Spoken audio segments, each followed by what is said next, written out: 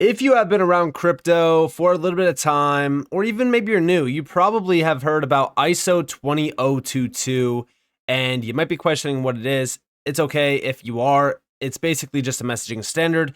But what I find crazy about this standard is that it's been around since 2004. And no, I did not, say the wrong thing.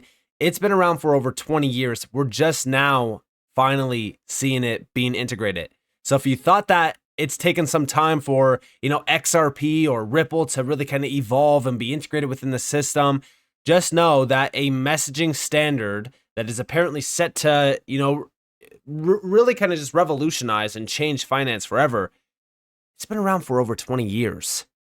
And it's now just being adopted and integrated. That's crazy to me. But in this video, I actually want to talk about a few things because ISO 20022 and the new Ripple stablecoin RLUSD kind of go hand in hand. And I think that we're now starting to see everything falling into place, which is very, very interesting. So with that being said, welcome to the channel, everyone. My name is Nick. For those that are new to the channel, hopefully by the end of this video, you do become a subscriber. So let's dive on in to this post that got posted on the 27th of December. And this is actually from Payments Infrastructure News. The payments experts at DPS Group A have published wrapped up their blog. 2 articles on ISO 20022 are among the most read articles of 2024. The second most read article is ISO 20022. Will the end of the MT/MX coexistence period be softened? Because again, this is changing the way that messages are sent, mainly around payment messaging. So it's definitely going to change a few things. It's going to revolutionize a few things, but there's definitely going to be a lot of changes based around this. But over here we have in 5th place is a classification of ISO 20022 and Ripple as a possible competitor to Swift. According to DPS, one of the most read articles for a long time. Now, there is a lot of information in here, so I went and actually summarized it with ChatGPT. And we have Ripple join the ISO 20022 standards body in May of 2020, becoming the first DLT company to align with the global standard for modern payments. ISO 20022 aims to replace Swift's legacy messaging system with a unified global approach to payment data, offering high-quality standardized communication for cross-border and high-value payments. Ripple's membership allows its RippleNet platform to connect with global financial institutions through a standardized API, simplifying integration, reducing cost, and enabling fast, transparent, and seamless cross-border payments. RippleNet leverages DLT to address key pain points in cross-border payments such as high cost, slow transaction speeds, and the need for manual intervention. Ripple guarantees settlement times as fast as 4 seconds at minimal cost, providing a competitive edge over Swift, whose member institutions face challenges from outdated infrastructure and high operational cost.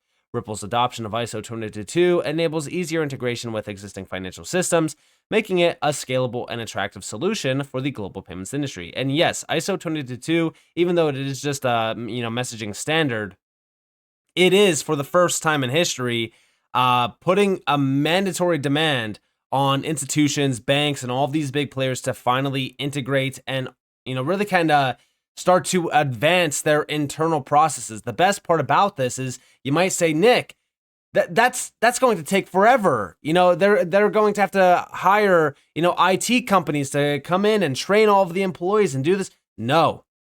The best part about this is that it actually opens the door for integration of API plug-and-play technology, which Ripple does offer. So this actually allows that integration with existing financial systems to be extremely easy, simple, and it completely cuts out the fact that they might have to bring in an IT company and train their employees. No, none of that has to happen. So this is the best way to do that, and it actually opens the door for these DLT-based players like Ripple, for an example, to actually be integrated and utilized around the existing financial system. Despite these advancements, Ripple faces significant challenges, though, in competing with Swift, which holds a dominant market position and strong institutional trust built over 40 years.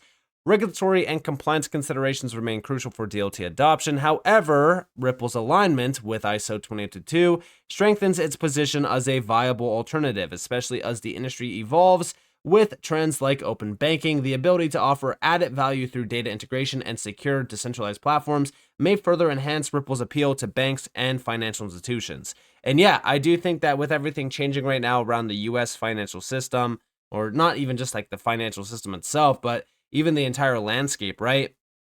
It seems as though the tech side of almost everything to further advance AI and blockchain and the convergence of it is now in the spotlight, which means that a lot of these companies like Ripple are also in the spotlight, which means they could have a much larger appeal to banks and institutions that want to tap into this next generation technology.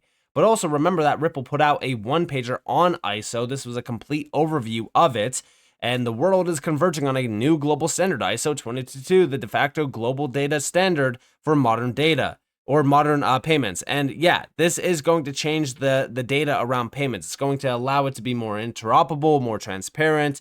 It's just changing the way that payments are basically broken down. Right? I don't want to say made because that's what DLT is actually doing. It's changing the way that money is moved and how transactions are settled. This is more so the messaging side of it, which messaging is just the thing that Swift actually focuses on, which I always said, Swift is not competing with Ripple because Ripple doesn't care about the messaging side. If Swift wants to make, messaging more efficient by using ISO 20022 for an example, hey, that's fine. But Ripple is more so around clearing and settlement. They want to focus on that aspect. But if we go over here, we have shaping the future of cross-border payments. Cross-border payments aren't ready for the future. Global payment standards are fragmented, resulting in closed networks, unstructured data, and opaque payments that require manual intervention and ultimately a poor payments experience. That's why ISO 20022 is such a big deal, because it's actually solving all of those problems. It's making it not fragmented. It's opening these networks. It's making sure that everything is fully open. It's not walled gardens. It's not closed off networks. The data is more structured. It's more transparent. You could tap into it a lot easier. And, it's solving all of those inefficiencies. And we actually have down here that to help enable this next step in global interoperability and meet the evolving needs of our customers, Ripple is now part of the ISO 20022 standards body, the first member focused on DLT. Now we know that ISO 20022 continues to move forward. It continues to be, a huge deal. And I do think that, with ISO 20022, with AI, blockchain, all this stuff that's actually happening around the tech side, I do think that we're getting very close to everything being fully aligned to welcome in DLT within the traditional financial system. But we also have over here Ripple partner Volante, US wire payments as a service, ISO 20022, Bank XRP posted this. And yeah, we have no upgrade required. This is all through the cloud. Now, when we think about Ripple in the cloud, which this is the image with Volante, this is what Volante is actually offering. This is Ripple within the cloud through Ripple Connect, aka Ripple Payments, basically. This is ISO 20022 compliant, and it's API plug and play. So you could easily plug this into your traditional system already. You don't have to change anything. This is all, easy plug and play. It's basically just like a plugin. That's basically all this is. But this is kind of like a white label product, which means this US wire service basically can use Ripple in the cloud. It could tap into Ripple Connect or Ripple Payments, if you will. That's exactly why I say a lot of the connections that Ripple does have, they're very significant, especially when we're thinking about all of the, financial side of things changing drastically. But also, if we think about, the stablecoin as well, what does this do for the stablecoin? How can stablecoins and even XRP or just crypto in general align with ISO 20022? Is it just because Ripple is a player? Because XRP doesn't actually have anything to do with ISO 20022. It doesn't. XRP is not, compliant with this messaging standard. Ripple is. But digital assets are a big piece of the overall picture here. We actually have over here, this is a case study of ISO 20022. We have at the bottom, on the bottom left, ISO 20022 can be adopted as a standardized messaging protocol for digital asset transactions. which means this can align perfectly with, for an example, stablecoin transactions, DLT transactions, blockchain like anything that you're doing with stablecoins or DLT or blockchain or whatever the case may be, can all be tapped in with ISO 20022 as well. This covers everything. It covers literally everything. All of this is tied together. And by the way, don't forget, back in August of 2022, the European Central Bank put out this PDF file, working paper series, towards the holy grail of cross-border payments. By the way, Ulrich Binsil, who actually wrote this, he's also an individual that was at Ripple Swell. He's also an individual that is one of the main players behind the CPMI group, which is the group led by the BIS, which Ripple is also a part of with, you guessed it, Swift. But here we actually have another image from this document, and we have roadmap to enhancing cross-border payments. Number 1 is develop common cross-border payments vision and targets. Number 2 is implement international guidance and principles. And number 3 is define common features of cross-border payment service levels. But if we look at the left, we have adopt a harmonized version of ISO 20022 for message formats. Great. Harmonized API protocols for data exchange. Establish unique identifiers with proxy registries. But look at number E, which is new payment infrastructures arrangements. We have consider the feasibility of new multilateral platforms and arrangements for cross-border payments, and then foster the soundness of global stablecoin arrangements. So now we have stablecoins being addressed here, ISO 20022 being addressed here, harmonized API protocols being addressed here. Everything is being addressed here where we see the full puzzle finally put together. We have all the puzzle pieces put together, and we can finally see how we are going to see the cross-border payments industry, which is, $256 trillion, mind you.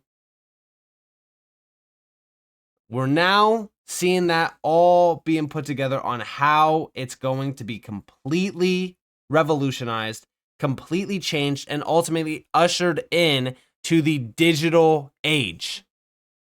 And this is all with the help of players like Ripple, for an example.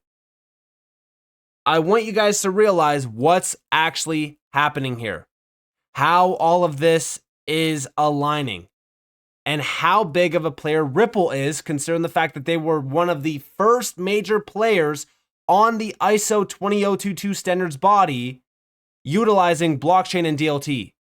And don't forget all of the integrations that Ripple does have with major names like Volante, which most people actually never even heard of, but they're moving trillions of dollars every single day as well.